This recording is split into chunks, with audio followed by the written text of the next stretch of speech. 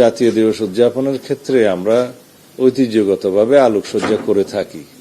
এইবার একটা গুরুত্বপূর্ণ সিদ্ধান্ত হয়েছে উদ্ভূত পরিস্থিতিতে এবং যাতে ফুয়েল ক্রাইসিস না হয় এবং কৃচ্ছ্রতা সাধন করতে পারি সেজন্য আমরা সিদ্ধান্ত নিয়েছি এইবার দেশব্যাপী এই দিবস উপলক্ষে কোনো আলোকসজ্জা করা হবে না।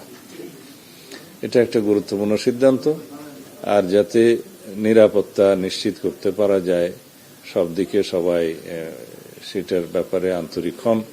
সংশ্লিষ্ট সকল দপ্তর, মন্ত্রণালয় এবং জনসাধারণ সবারই আমরা সহযোগিতা কামনা করেছি।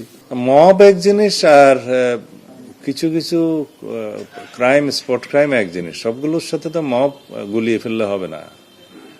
আমরা দেখলাম নরসিংদীতে একটা মেয়েকে ধর্ষণের পরে হত্যা করা হয়েছে, পরে তদন্তে দেখা গেল তার সাথে তার নিজের সৎ বাবা জড়িত।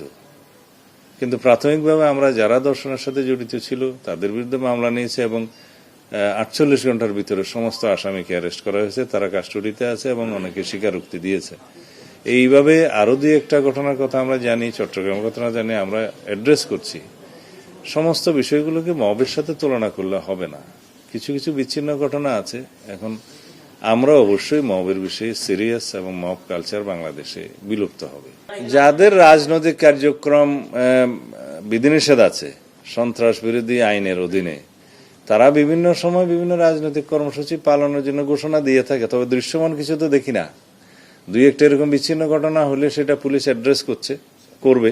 25শে মার্চ গণহত্যা দিবসটা পালন করা হয় অত্যন্ত ভাব গাম্ভীর্যের সাথে, অত্যন্ত বেদনার সাথে। সেটা যথাযথ মর্যাদায় আমরা অতীতের মতো করেই পালন করব এবং এখানে ধর্ম মন্ত্রণালয়ের ভূমিকা আছে, মুক্তিযুদ্ধ মন্ত্রণালয়ের প্রধান লিড মিনিস্ট্রি হিসেবে এটা পালন করে। স্বরাষ্ট্র মন্ত্রণালয়ের দায়িত্ব হচ্ছে যে আমরা নিরাপত্তার সমস্ত বিষয়াদি দেখভাল করব।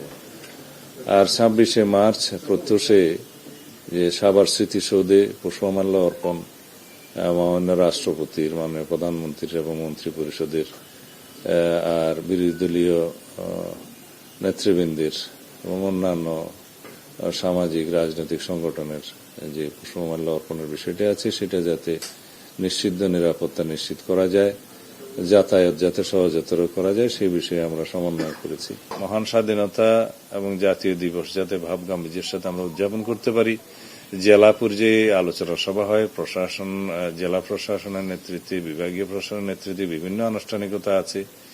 এইগুলো সবই প্রতি বছর আমরা যেভাবে পালন করি সেভাবে পালন করার জন্য নির্দেশনা দেয়া হয়েছে এবং এগুলো সবারই এক্সারসাইজ করা আছে। প্রত্যেক বছরই এই সমস্ত বিষয়াদি পালন করা হয়।